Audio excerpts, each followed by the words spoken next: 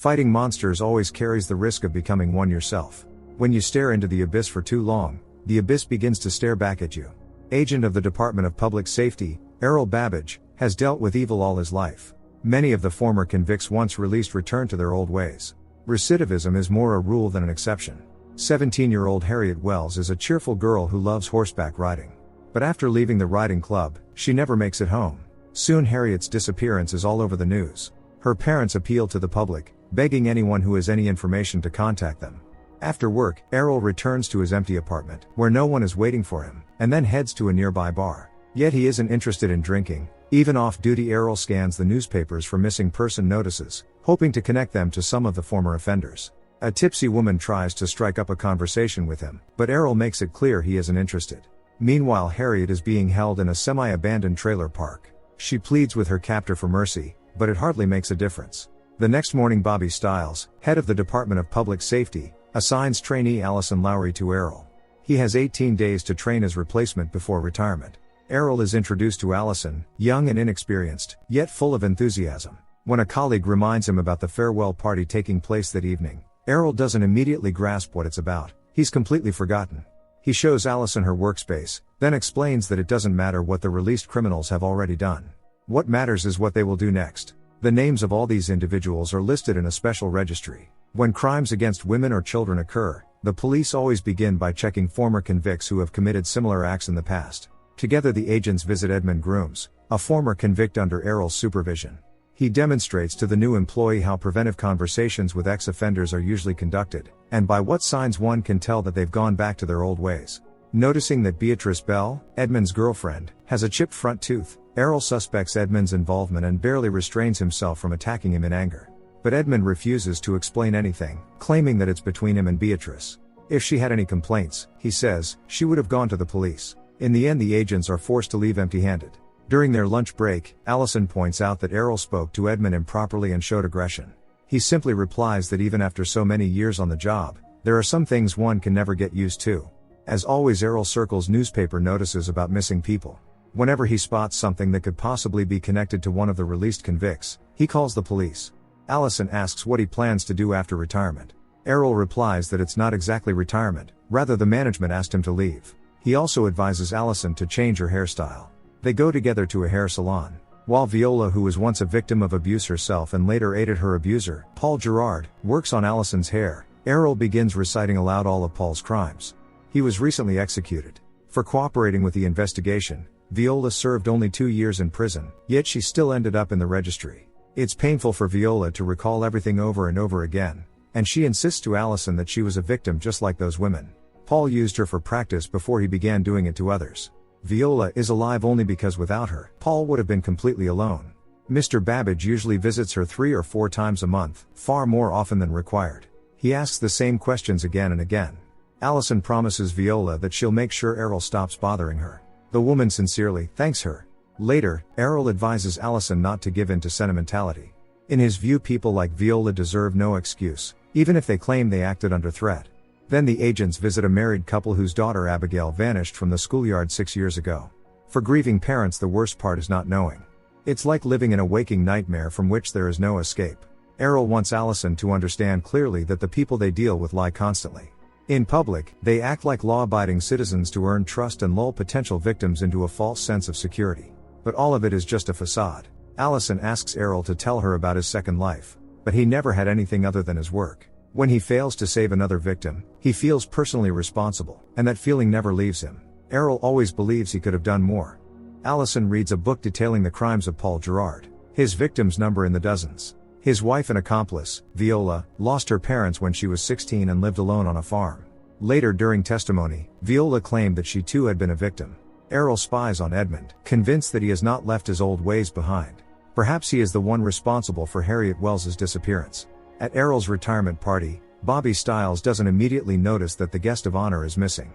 Meanwhile, outside, Edmund is attacked by a masked man who begins to beat him mercilessly. As one might guess, the man in the mask turns out to be Errol. It's not the first time he has taken justice into his own hands against former convicts.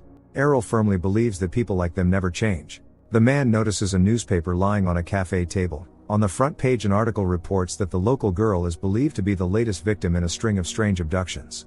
Errol is sure that someone deliberately left the paper for him, circling key words in the article the same way he usually does. The police believe that Harriet's disappearance is a kidnapping. Wasting no time, Errol tries to speak with the sheriff in charge of the investigation.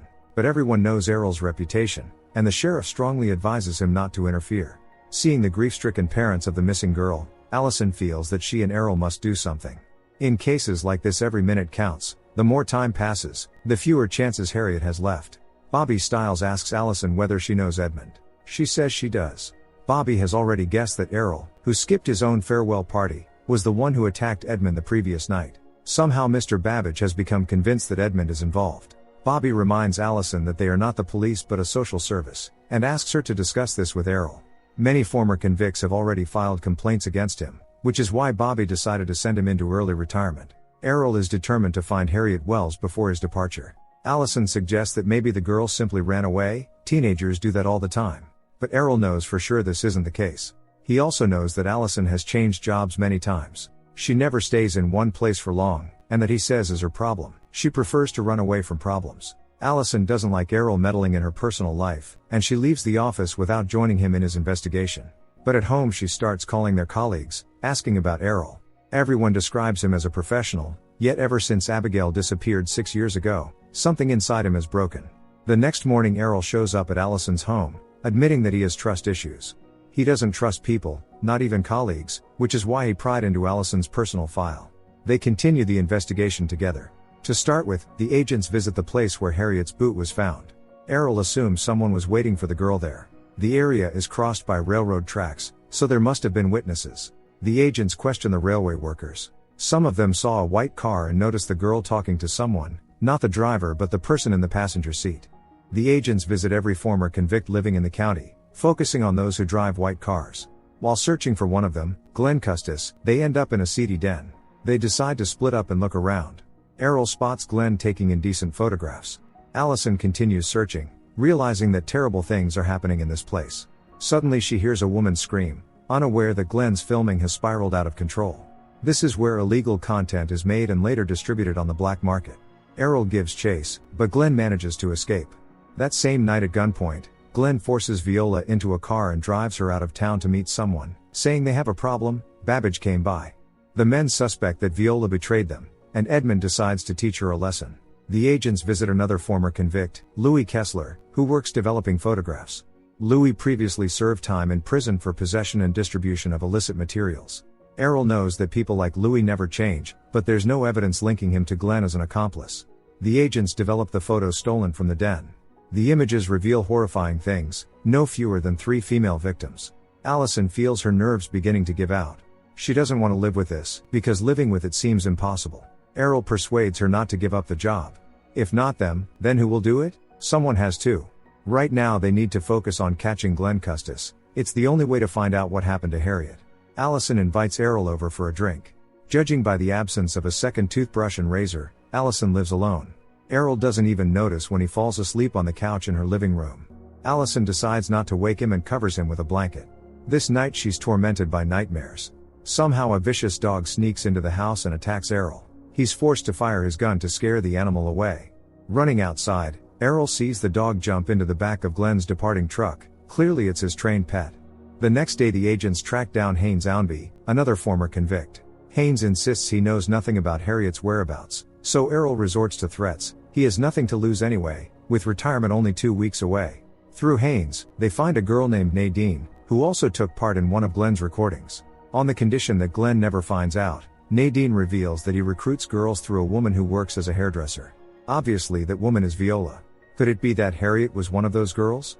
The agents pay Viola a visit, but she isn't home. They look around her apartment. There's no doubt, either Glenn found Viola through the offender registry, or the other way around. One way or another they're working together. The agents find a stack of photographs. It appears Viola and Glenn ran an entire club. Paranoia begins to take hold of Errol. While having lunch with Allison in a cafe, he sees a couple kissing and pulls up at their table, admonishing them. In his view, such things should not be displayed in public, especially where minors can see them. The confrontation turns into a fight. After the incident, Bobby Stiles can no longer look the other way and fires Errol on the spot. Allison tells Bobby about the investigation she and Errol have been conducting, But he says it's no longer necessary. Earlier that day Harriet called her mother from California, they tracked her, and she is no longer considered missing. Errol can't get the case out of his head. He feels Harriet is truly in danger. That same evening he comes to Allison's home and points his gun at her, asking whether she would call her family right now and say she's all right if her life depended on it. Frightened, Allison begs Errol to lower the gun, then unable to bear it screams for him to get out of her house. Errol is sorry he frightened her, but he had to show plainly why Bobby is wrong. If they remain idle now, no one will ever see Harriet Wells alive again.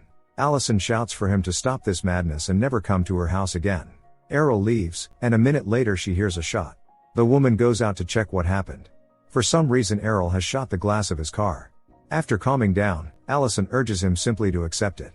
He has done everything he could. Many victims do not come home, and nothing can be done about that. Errol says he only wants to punish all the people behind this. Somebody has to pay. And Errol will find Harriet Wells, whatever it costs him. Allison agrees to join him, on the condition that he promises it will be the last trip. They set out on the road. Errol believes that Viola and Paul were behind Abigail's disappearance 6 years ago, even before everything that followed. The agents find a farmhouse where the photographs were presumably taken and make their way inside. Errol asks his partner to return to the car for a flashlight, while he descends into the basement, where he discovers a body impossible to identify by appearance. Yet judging by a tattoo on the arm, it is Beatrice Bell, Edmund Grooms's girlfriend. Errol examines the basement, which looks more like a torture chamber. Outside, Allison sees a car driving away. Beyond the fence, the agents find Glenn Custis with fatal injuries and demand that he tell them where Harriet Wells is, otherwise they won't call for help. Glenn doesn't answer. They leave him to die. Allison realizes that Viola's accomplice was not Glenn but Edmund.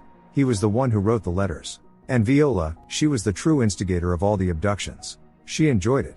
The question is where to find the criminal pair. They disappeared with their victim, but such an escape isn't easy without help. Errol and Allison storm a group therapy session for former convicts, and Errol points his gun at them, demanding that someone confess who helped the pair. One of them finally admits the truth. Harriet is still alive, but for how long? It depends on whether the agents arrive in time. They reach the trailer park, and upon hearing screams prepare to break in and rescue Harriet. The criminal pair realize too late that they've been found out. Without the slightest hesitation, Errol shoots Edmund, while Allison holds Viola at gunpoint as the woman tries to convince her that she only wanted to help. When Allison, distracted by Harriet's renewed screams, lowers her guard, Viola tries to attack her with a knife, but Errol reacts instantly. He then drives Viola back to the farm, forcing her to show where Abigail's remains are buried. She does, laughing mockingly as she does it. The laughter drives Errol to pull out his gun, ready to pull the trigger. But Allison arrives just in time to stop him. It will be better, she says, if Viola ends up in the hands of justice and suffers for the rest of her miserable life. Errol and Allison call the police. Harriet returns to her family alive. When fighting monsters, there's always the danger of becoming one yourself, and if you stare into the abyss long enough, the abyss begins to stare back at you. The defining moments in life can't be planned. This is Allison Lowry's defining moment, her decision. She is now the head of the registry division.